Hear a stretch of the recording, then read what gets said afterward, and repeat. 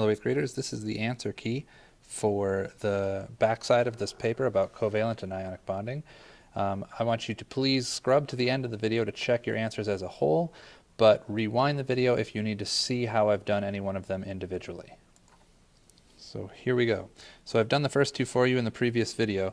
For magnesium and bromine, the first decision is, do we have metals or nonmetals?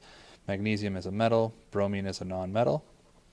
And so if you have a metal and a nonmetal, you're going to be making an ionic bond.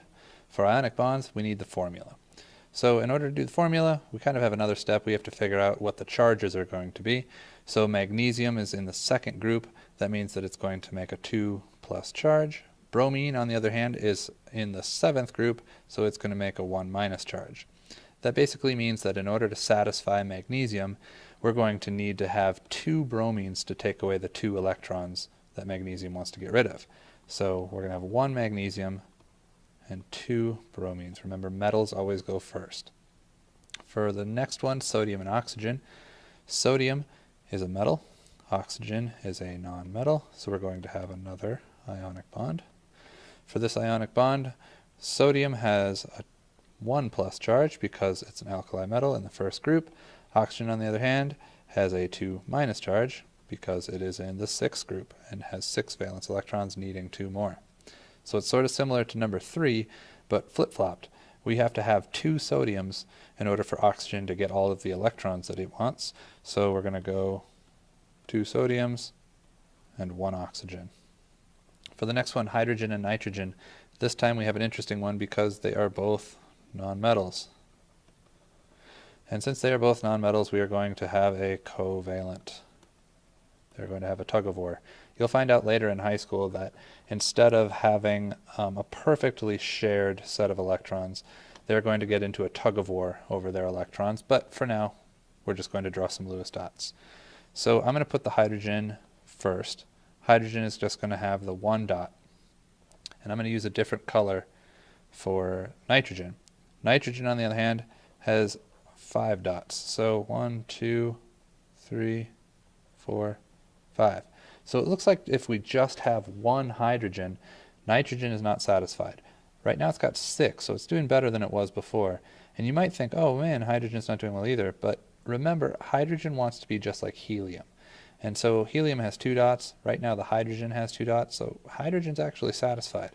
So we're going to need more hydrogens. If I put another hydrogen over here, now we're getting closer. And finally, if I put one underneath, now we've got enough hydrogens and nitrogens and everyone is satisfied, and we get NH3.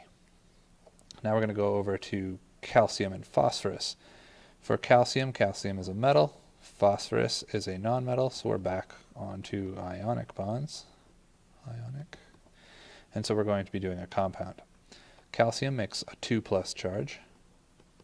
Phosphorus is going to be making the same as nitrogen, so it's going to be making a 3-.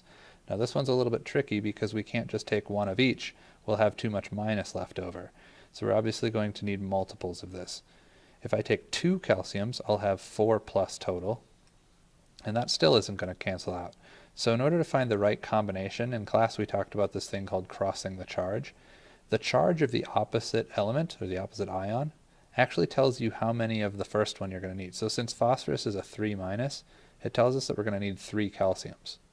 And since calcium is a 2+, it tells us that we're going to need 2 phosphoruses. Metals always go first, so we'll put Ca, and we're going to need 3 of those. And then we're going to go phosphorus, and we're going to need 2 of those. Just to check and show you how this all worked out, if each calcium brought with it 2 pluses and we have 3 of them, that means that we have overall a 6+ charge. Phosphorus, on the other hand, brought 3- charge, and we have 2 of those guys. So since there are 2 of them, each of them having 3-, we have a 6- over here, so 6 and 6 cancel out, and Ca3P2 is the right compound. Now we go back to potassium and chlorine. Potassium is a K, oops, what am I doing? Potassium is a metal, chlorine is a nonmetal, so we're still making ionic, and we need charges. Potassium is going to make a 1+, chlorine is going to make a 1-, so they get along really well in a 1-to-1, so KCl. Totally simple. Lithium and chlorine, we have metal again, nonmetal again, and ionic. And just like the one before, we get a 1 plus and a 1 minus. So LiCl is all that we need for that one. For the last one we've got, last two. Now we've got bromine and bromine. Bromine is, of course, a nonmetal. And so if we have two nonmetals together, we're going to make a covalent. This is very much like the one that you saw in the video just a little bit ago. So for this one, we're going to do dots. I'm going to start on my first bromine right here, and it has 7 dots. I'm going to grab a different color to do my second one. My other bromine also has 7 dots. 1, 2, 3, 4, 5, 6, and 7. And right here in the middle is where we get our overlap, so that each bromine ends up having 8 around each other, making them satisfy the octet rule. For the last one, we've got hydrogen, fluorine. Hydrogen is a nonmetal. Fluorine is also a nonmetal. So we're going to have a covalent bond. And we're going to do dots again. So this one, I'll stick with red for my hydrogen. So hydrogen's just going to have the 1 dot. Chlorine, on the other hand, is going to have 7 because he's in the halogens group. So 1, 2, 3, 4, 5, 6, and 7. Remember, hydrogen wants to be just like helium and have 2 dots. So hydrogen is satisfied, and so is chlorine because he has 8 around him as well. And we're all good to go there. For the last question, for the closure, actually, what I need for you to do before you finish the video, what I need you to do is review these 2 animations that we looked at when we were learning about ionic and covalent. So in the animations, the dogs were fighting over bones, and analogies are not perfect. So for your closure in the box underneath all of your work, I need you to tell me what is at least one flaw for each one of these analogies, or if you want to think of it as how could these analogies be improved? How would you redesign these animations? Please write that in the closure section of your notes before you finish.